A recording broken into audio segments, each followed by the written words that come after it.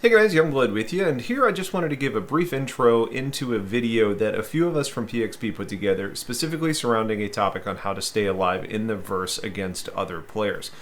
Now, the two that you'll hear talking the most in this video are Draconis and myself. However, the third voice is Zaim. Now, we play online a lot together, and I think this video sort of takes on a podcast feel, so it is long, but there's a lot of important information in here, and I think it's easy to listen to. Zaim was the one that had the idea to put this video together, and he did a nice job of making it visually appealing, and he does have a channel where he's posting this as well, but we're doing this cross-channel as he really just wants the player base to hear some of the thoughts, since he's very much tied into the combat space, and he hears a lot of complaints and doesn't really care as much about the views. So I have a link to his channel in the description, and I'll say it's definitely worth checking out. He mostly streams right now, but is starting to move to some more recorded content, and he's really made himself a student of combat and low flying and is a good watch. So anyways, there is going to be timestamps of the 6 chapters in the description to the video in case you only care about certain parts. But the general conversational flow is what PvP versus griefing versus piracy, what the differences are, and then some various ways that you can stay alive. So without further ado, here's the show, and I hope you enjoy. So what is the difference between pirates, PvPers, and griefers? Let's start with STLYoungblood. Well, I think the primary difference between them is really their goals and what they're trying to accomplish, and then you look a little bit beyond that at their operating methods to accomplish their goals. At first look, you've got a legitimate gameplay, gameplay type being pirates. Which I would actually say is essential to the game and being, something actually a little bit more fleshed out, a little bit more dangerous where you need help and smart play. Pirates are trying to accomplish something. They're trying to steal something from you. They're trying to exploit something from you, but they're not necessarily trying to use non-sanctioned gang methods to make that happen. As far as like PvPers, for example, these are people that really just want to, fight. They want to get into brawls with people, and they want to, test their skills, and that's where they find their fun. But they're not necessarily doing it with the goal of really having a negative impact on anybody's night or experience. So generally these are going to be your gentleman's agreements. You want to fight? Let's go. No missiles, like those types of coordinated, arranged type of engagements. That's generally what you see out of a PvPer. Now, there are PvPers that tend to kind of get more into the griefing category, which I think comes down to hunting the same player over and over again, or engaging in PvP with people that don't necessarily want it. That being said, that's kind of a fine line. I think when you look at just griefers as a whole, it's people that are trying to ruin your night, trying to ruin your experience in the game. And I think it's kind of the game equivalent of like an internet troll. They're trying to get under your skin. Now, the reason I said it was a fine line with PvPers is there are people that play in a combat role that will kill anybody.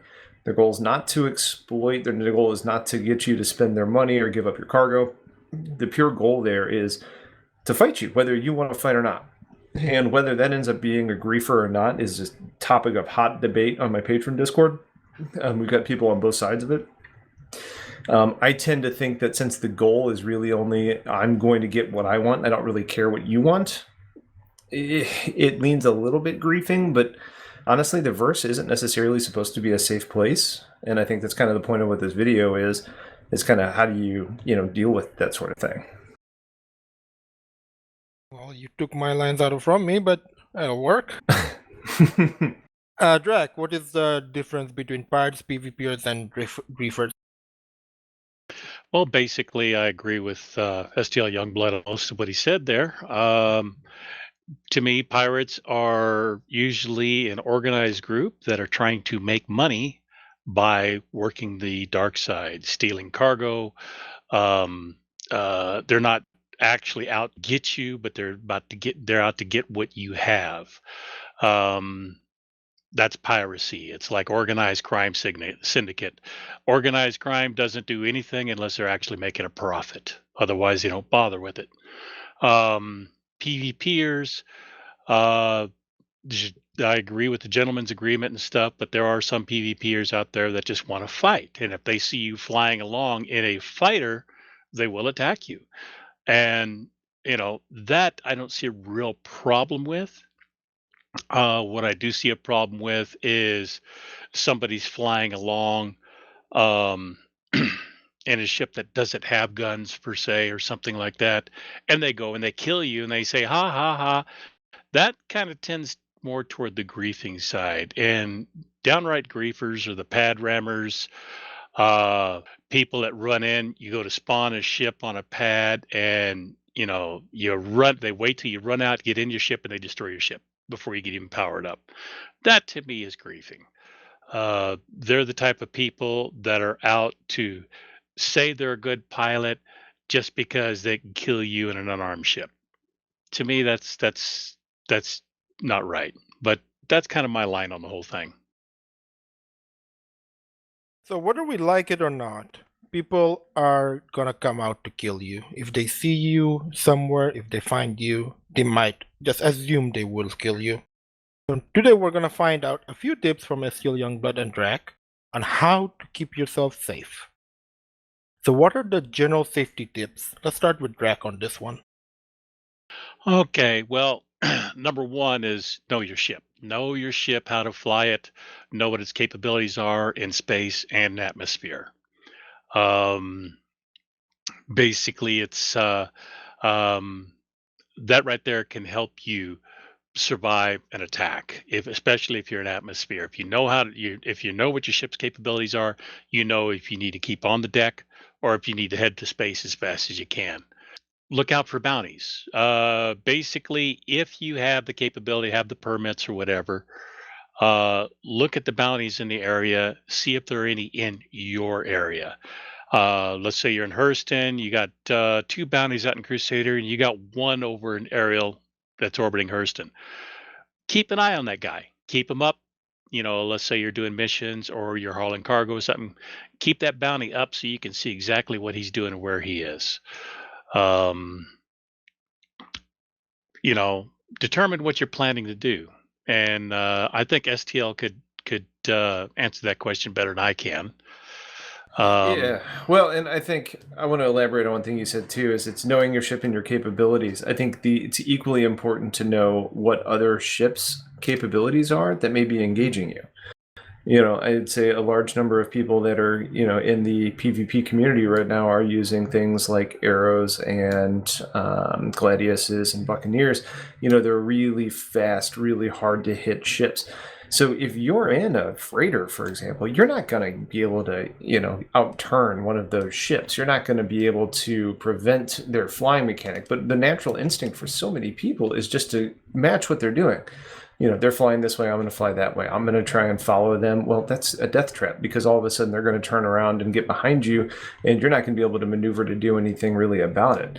So I think it's really important to know, like, hey, like, I know what my ship's strengths are, but it's equally important to know how I can combat what the other person is bringing to the fight. Some of the best fighter pilots out there even know, like, they can see how somebody's flying and realize what sort of control mechanism they're using, and then use that to kind of combat it. So it's an entire like holistic approach to what you're trying to combat. Now, as far as like what you're trying to do, what you're planning to do, I think when you kind of look at some of this stuff, it's like, okay, if I'm setting out to do mining, I have to be aware of what type of risks there's going to be. If I'm setting out to do cargo hauling, I need to understand what the risks are going to be. You almost need to have a game plan in mind for how you're going to avoid trouble.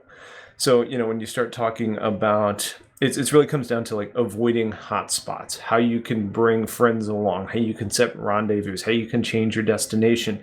I think when you understand what you're trying to do and where the threats are, you can come up with a game plan before you even leave, and you set yourself up for success right off the bat. Well, and also when you're flying, let's say you're flying from, you're trying to get to Port Olisar. You're coming from Hurston. You set your course to Port Olisar. You go into Quantum. As soon as you get within the outer ring of the outer orbit of the outer moon, you're in Crusader space. As soon as that message pops up on your screen, hit B and hold it, drop out of Quantum early. Then you could hit F2, click set route again, and it's going to reroute you directly to Port Olisar. And in doing that, you're not having somebody waiting for you, a crusader, to take you down. And You're while and I'm sorry to talk over you a little bit, but also in that same realm, it's also about changing your quantum path, right? Like it's not real common right now, but you do have players that are out there in the mantis that are trying to snare you and set traps. I mean, it happens once in a blue moon, and it's kind of exciting when it actually does happen. But where are they going to sit? The common travel zones, because it's got like a 20-kilometer range. Like you're not necessarily going to be snaring people by being at some random place in space. You, as a pirate, you have to be intelligent about where you deploy your trap. And as somebody that's playing the legitimate side of the law, you automatically have different options that are available to you to help keep you safe if you make those choices. correct. And two good ways of doing that is one, dropping out of quantum early, because most of the time they're going to set at your desk towards your destination because everybody's going to kind of go to the single point there. And two, another good way of doing it is um, if you're sitting there at Hurston, you can start your quantum toward HURL4, which takes you up toward the top, and then drop out of quantum before you get there, and then reset your course to Port Olisar.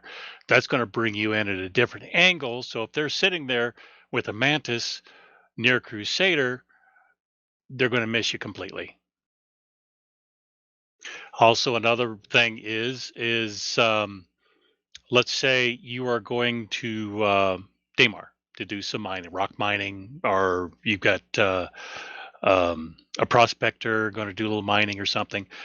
If you drop out, as soon as you drop into, we'll use Crusader as an example again, Crusader space, as soon as you get that message up on your upper part of the screen, drop out of quantum, change your course. When you come in to Daymar as an example, if somebody, usually what they'll do is they'll go from either Portals or Yella, drop out at Daymar and sit there and wait for people to come in. You're going to be nowhere near them. So it's just a good way to reset your routes and replan as you go. And I think some of it too comes down to your ship selection, right? Like you start talking about components and you start talking about what you want to do. And I think there's a certain attraction to making the most powerful build you can. Military components, you want it to be strong. You want everything with the most power. You want the loudest weapons. You want everything like that. But when you're doing cargo or you're doing mining or box missions, like those sorts of things, your overall objective isn't necessarily combat. Your overall objective should probably be to avoid combat. Now, there's times when I'm doing combat and I want to be able to, or I'm doing like cargo missions and I get interdicted and I've called arms and I'm like, hey, yeah, let's get some extra money. But that doesn't necessarily play the same way when it's a real player. The best pilots are way better than NPCs. So I think there's a certain appeal to running stealth on your non-combat builds, and it's something that I think a lot of people don't think about. I mean, for most, it's I'm running stealth because I want to sneak up on a target and kill them. Well, stealth works both ways.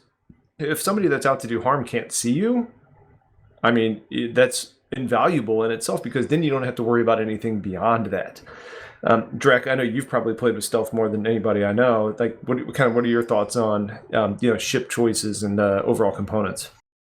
Well, for example, my Freelancer Max is a full stealth build, and it saved me more times than not, especially from players.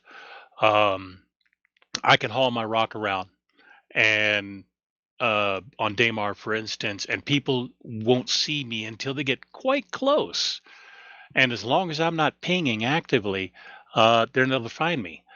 Another time I was picking up a load in atmosphere and I got a full load. And this was a while back. This was a couple of patches ago. I got a full load of Laranite, and somebody came after me. Knowing my ship, I know that in space they'll catch me and destroy me. I stayed in atmosphere. In atmosphere, I'm faster than they are. I stayed on the deck. I full throttle until they dropped off my radar, and then I started changing course and I climbed out and quantumed away. They never found me. So it's like I said, it goes back to knowing your ship and its capabilities. But And especially for stealth, if you get to the point where they drop off, you drop off their radar, if you start changing course, they'll never find you. If you run in a straight line, they'll eventually find you if you do not keep your speed up. So, it's a lot about tactics and everything, but when you're hauling cargo, one thing you don't want to be is seen.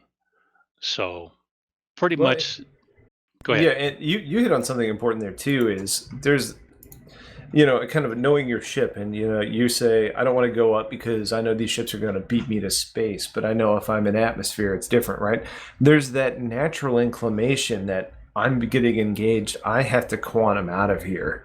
I think when you start talking about making good decisions, it's understanding where the value is, and going straight up is a natural approach. The other one that's typically natural is turning, facing your enemy, flying at them, and flying past them. I think that's an intelligent decision, assuming you actually know what your ship is. Now, again, depending on your ship, and knowing, again, kind of the first point that we talked about is knowing your opponent's capabilities, is sometimes gaining altitude is a good thing for you, but you may not want to go straight up because they may still have range on you. So if you can gain altitude, you gain speed. If you know that your ship performs better at higher altitudes, then you're putting yourself up for success. So I mean, I think that plays directly into that. A little bit beyond that, I'm going to hit you guys with a really obvious one here. Whatever you're doing on a landing pad, at a planetary outpost, at a major city, never leave your doors open. Close them behind you. That ramp is the single easiest way for somebody to get on your ship and exploit it.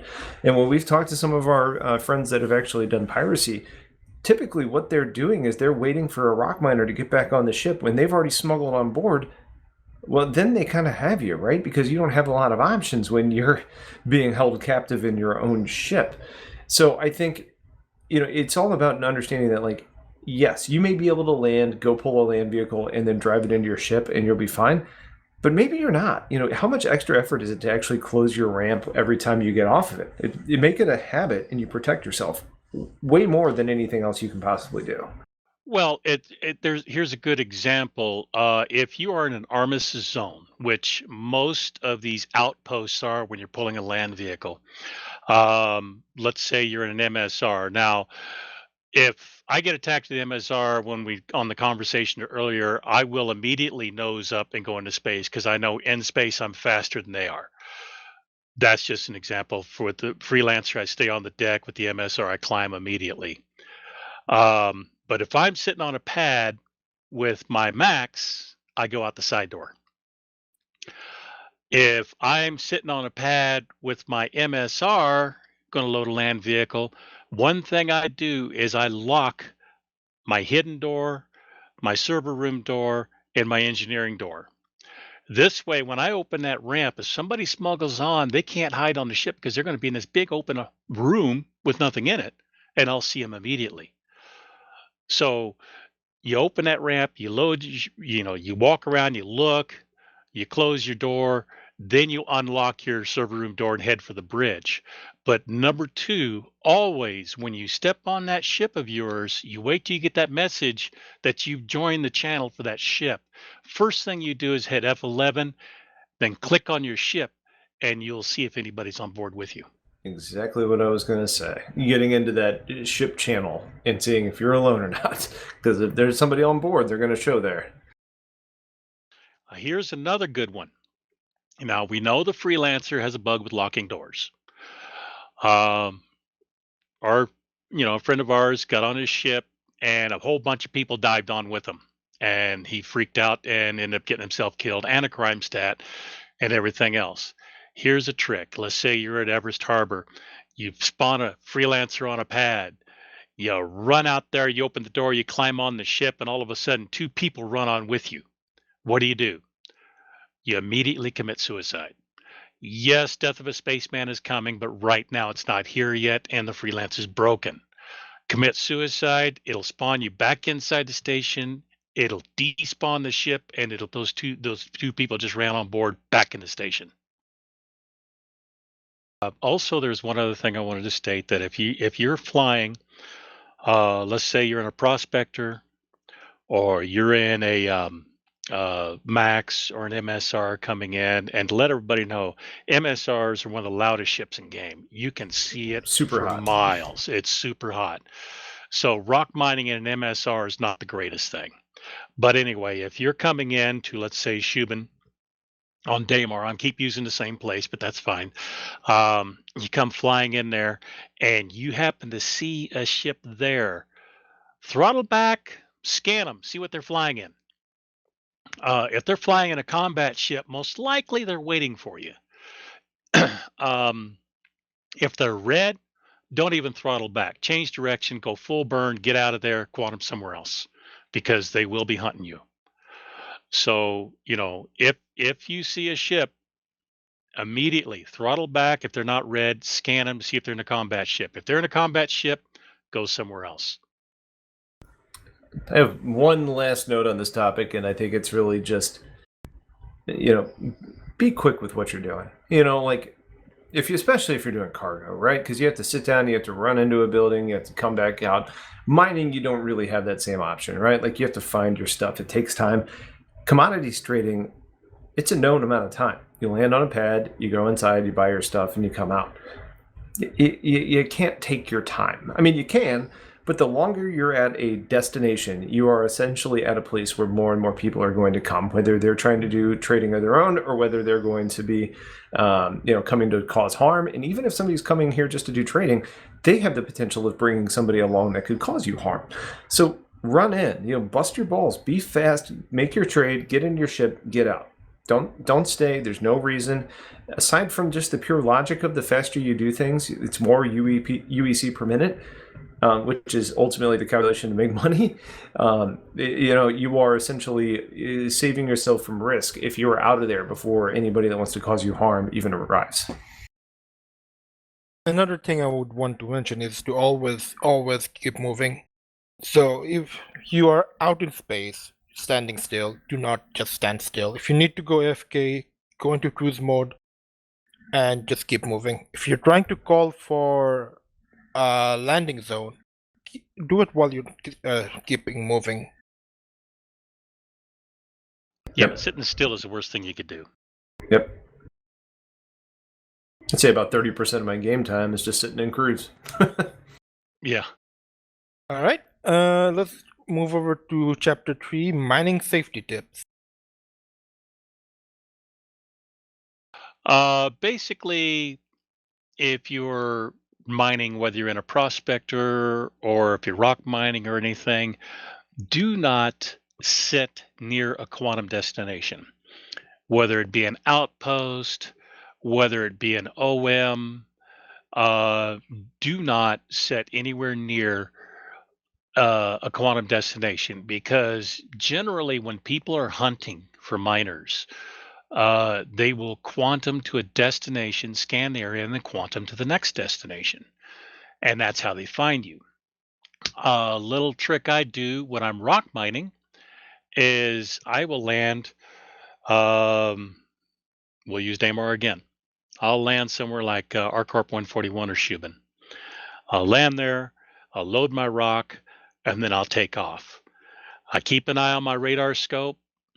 No ships. I'll go ahead and go high into orbit.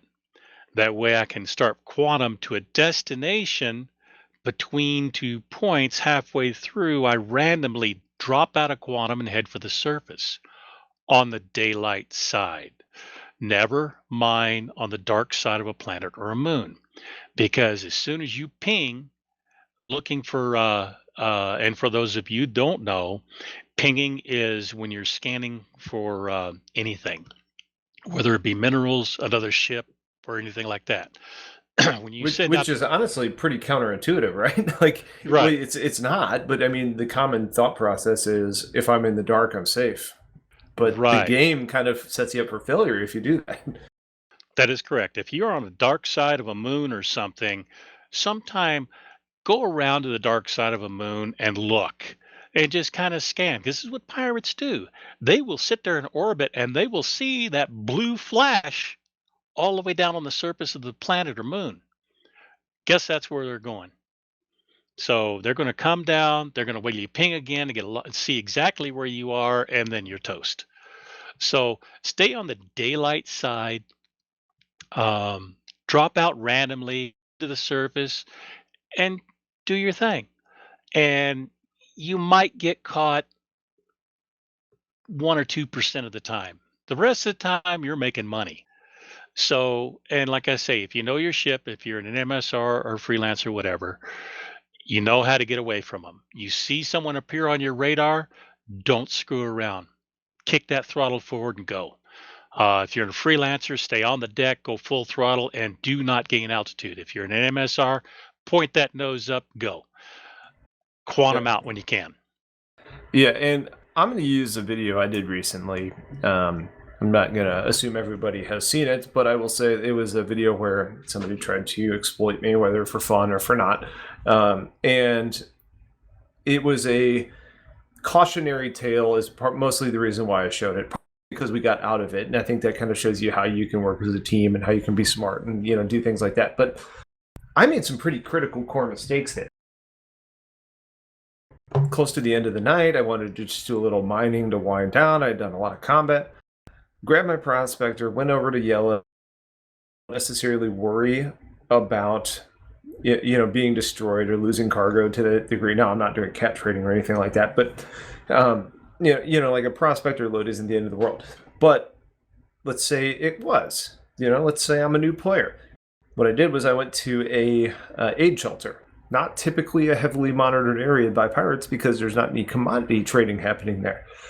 Flew away about 20 kilometers and then started looking for minables. First mistake. I was by a location that could have been found easily. It's a quantum location. So I'm sitting there mining. As I went back and reviewed the video, I saw the ship approaching on my radar. I was so focused on actually breaking the rock that I didn't actually see it coming in. I think you need to make sure that you're not staying in your own little tunnel, because I think you get yourself set up for success or for failure when that happens. Also, another thing is, and like what happened that night, I was close by and I was able to help them. So pretty much, it is a situation to where if you're mining and if you have a friend, split what money you make with them and have them stand by in a fighter. You could sit out there with your rock or whatever and be mining, or you could be in your prospector and mining away. And if somebody comes on you, he's going to be on them. Now, this is the way I see it. If I'm going over and I'm going to hunt a prospector and I see that prospector there, and then all of a sudden this fighter comes at me from a different angle, I'm going to forget all about that prospector because this guy's going to kill me. I'm going to turn on him. The moment I do that, that prospector's gone. He's going to quantum out of there as fast as he can. And then if that fighter can't quite handle the fight, he's going to try to quantum out. Guess what? I just lost out on both. Yep. So, it's just one of those things to where it's good to have a friend near you. It may not always work out that way, but most of the time it does. Well, and I think the game's in an interesting place right now, too. Nobody has any idea if you're a part of a group. And we don't know if the game will eventually tell you that or not. It probably shouldn't. You can scan somebody and probably see your association to an organization. But, so somebody may just be sitting there. The general tips I gave in the video is what I did. It's buy time, wait for your support, be smart, don't get out of your ship too proactively. We kind of walked through the exercise, but I think if you understand that you have strength in numbers and allowing there to be time for your friends to get there to help you is crucial. And I think that's also why I always give the recommendation, not everybody is a social player, but you can't quantify how valuable being a part of an organization is. It's not even just about what we're talking about here. I mean, sometimes you may land your ship wonky and you can't get into it. Well, you can have a friend come and just land their ship in an angle and use it as a ramp to get on your ship. Playing with friends makes a huge, huge difference that I think is something that is undervalued by a lot of players, especially the ones that don't play very often. Oh, yes. There are several times when trading was good and everything, and somebody would call me up. I can't get back in my Caterpillar. It's full of laranite. What do? I got 1.4 million on it. hang on a second. I'd go get my, the smaller ship I had at the time, which was uh, my ship that goes with the Carrack. Pisces. Pisces. Pisces. Thank you. My brain just faded on me right then. And I went down and I opened my back door. He stood on the back door and I raised up underneath the caterpillar so he could get on his ramp and get in his ship and take off. That's part of the advantages of having friends in the game. Yep. If you always play alone, you're going to get yourself in trouble more than not. And you can set up beacons. You can pull people in on the general server to come help you. You can ask for help, but at the end of the day, you don't know who's coming. And until the reputation system, which we do get in 3.13, it's supposed to be a little bit more evolved. But until that's really more fleshed out, you don't know who's coming to your aid. And you may be a sitting duck allowing somebody to come and kill you. Whereas if you're using voice comms in a party in the game or a third-party system, the ability to privately have conversations with people and tell them your troubles and then they can come and assist you it's crucial. It's absolutely crucial. All right, let's go with cargo safety tips. So when it comes to cargo, I think it's really about understanding where you're going and where you need to be. And there are some planetary, you're going from an outpost to an outpost that tend to be a little bit safer, or the long haul from planet to planet, right? Like you have a lot of different types of routes. But to the point we made earlier, I think it's really about understanding where threats tend to be. The highest tier threat is probably going to be your unmonitored outposts.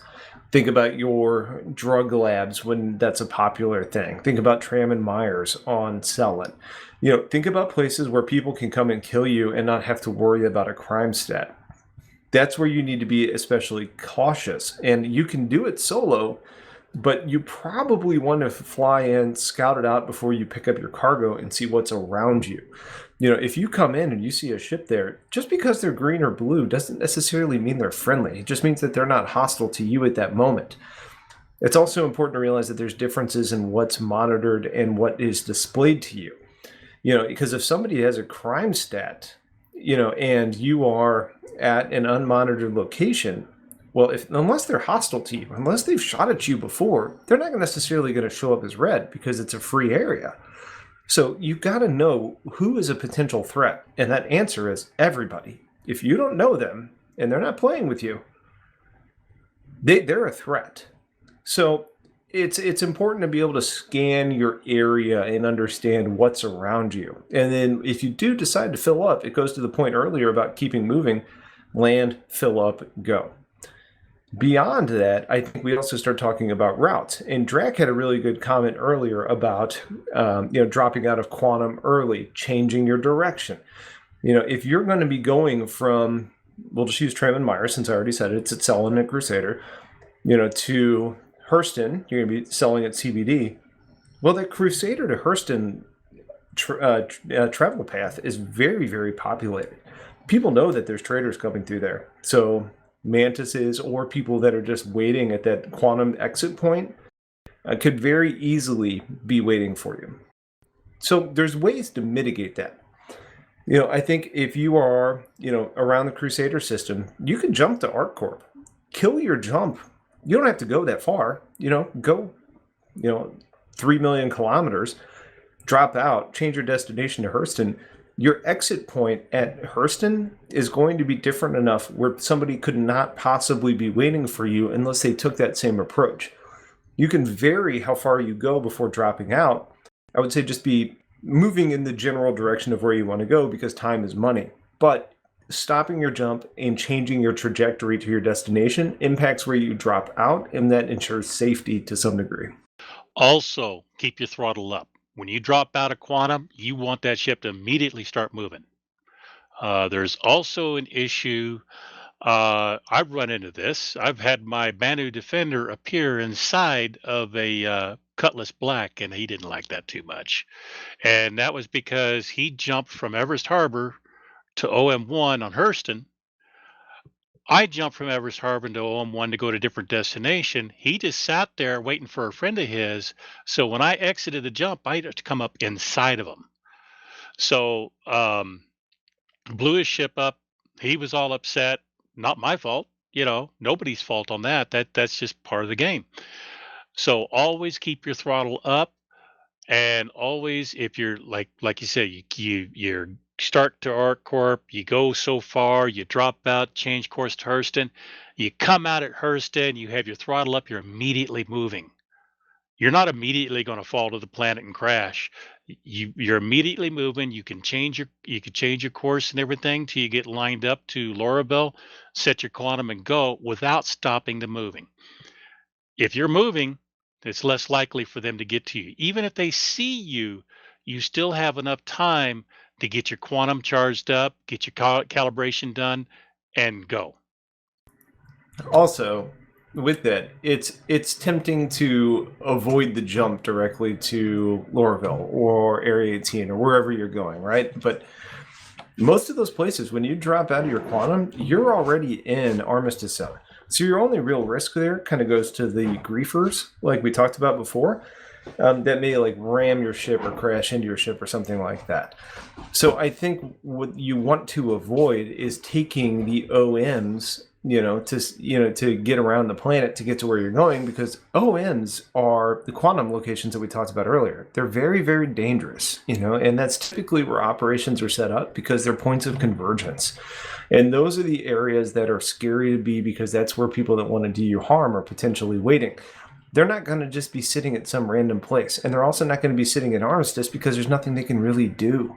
So it's a good best practice that if you arrive at the planet, go full speed like Drac mentioned, get your quantum set for the planetary base and go, because you're going to end up in safe space and you'll be fine. That's correct. And like having a scout. If you're going to haul cargo, have a scout.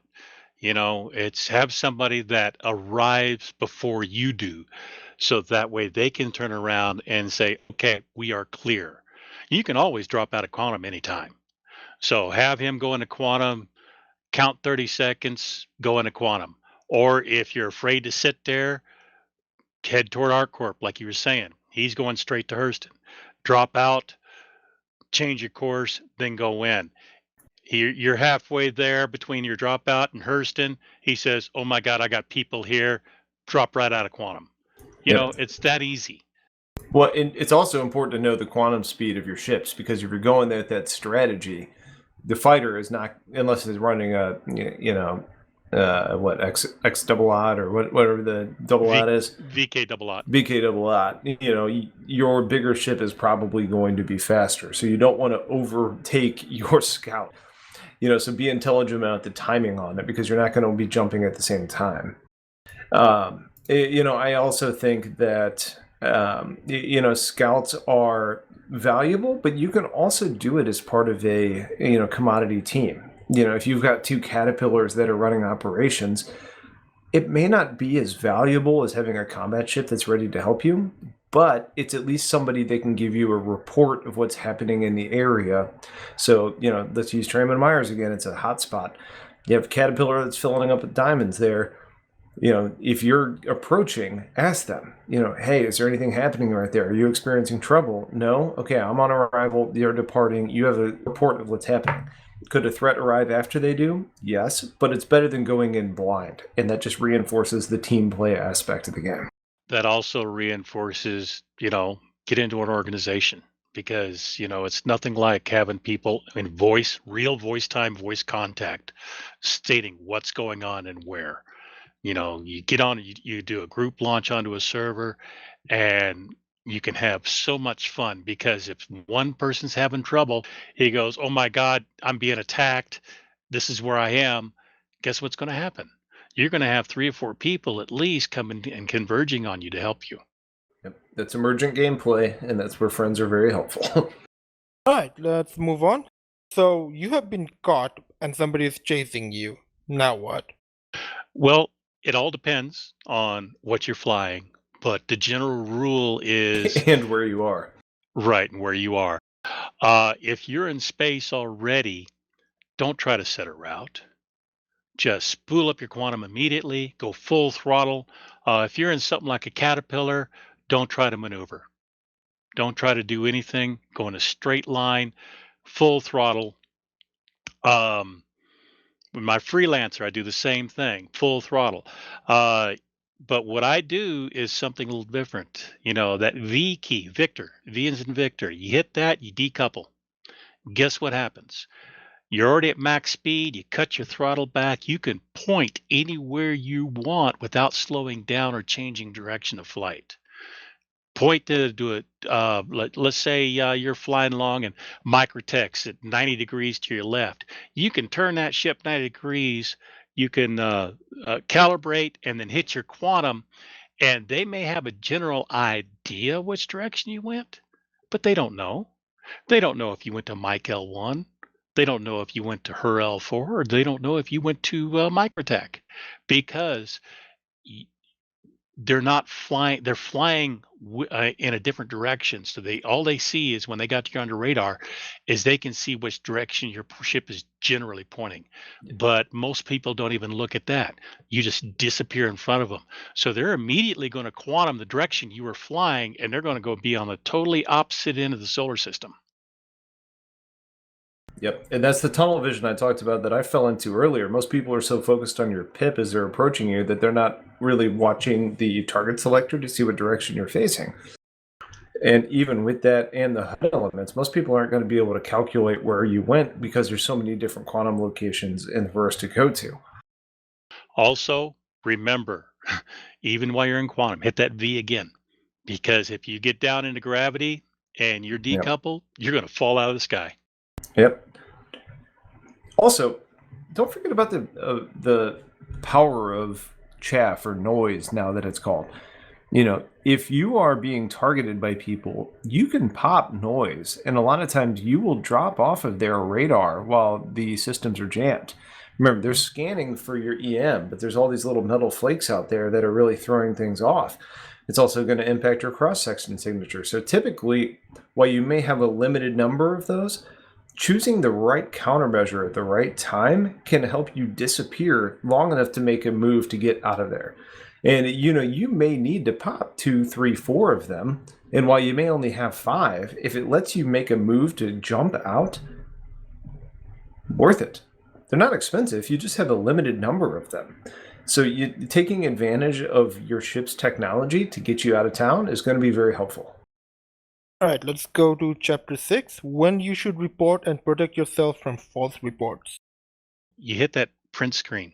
Boop, you got a picture. You go in your Star Citizen directory under screenshots. It's there. Look at the clock. What time is it? Your time zone.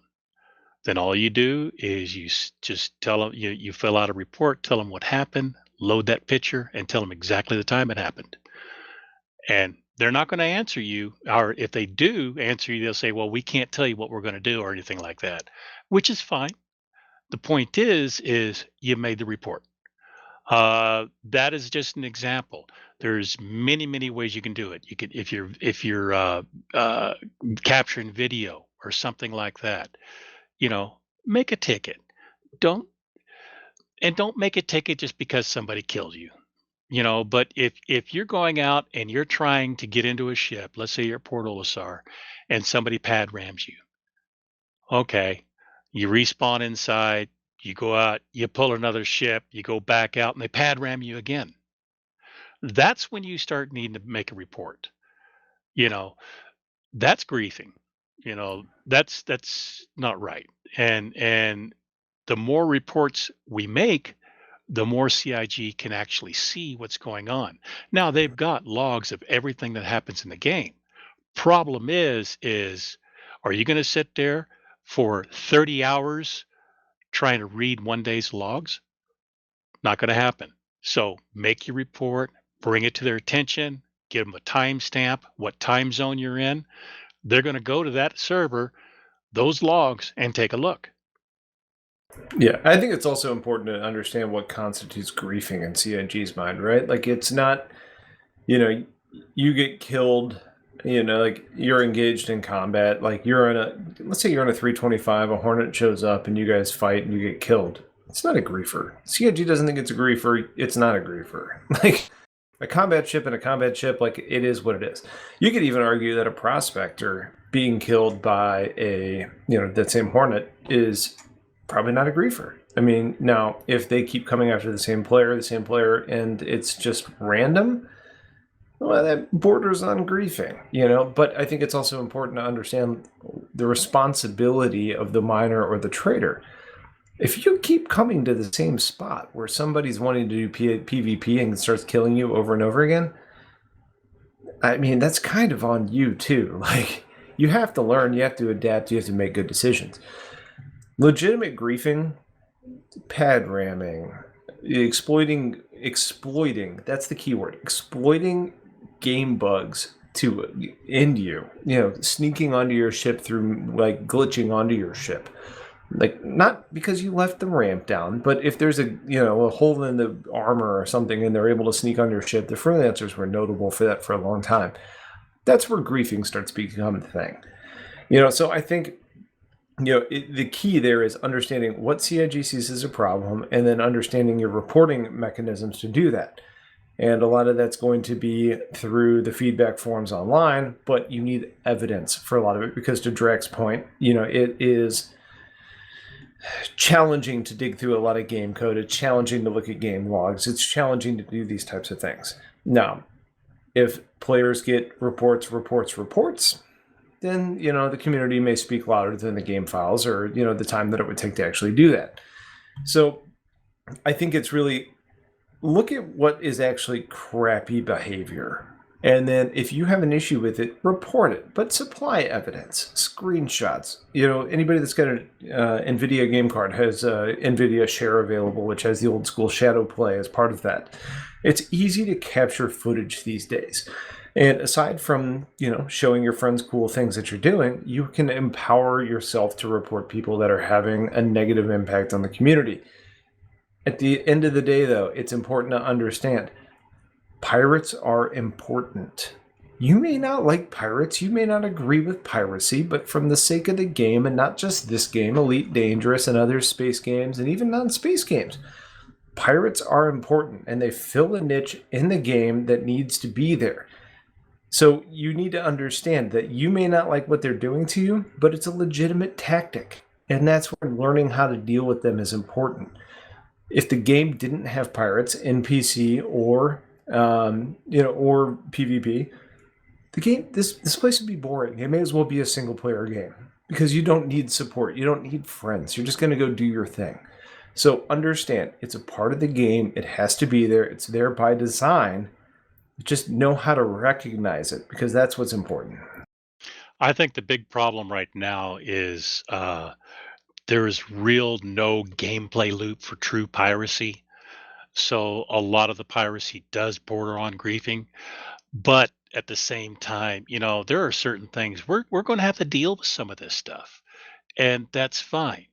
Um, the key behind this is understanding that if you're being targeted by one person or one group of people, no matter where you go, they're hunting you down, killing you time and time and time again. That is player harassment. That is griefing. That's when you need to record it, take screenshots, whatever, and most of all, give a timestamp with your time zone in that ticket because they're not going to necessarily go off of what you supply them.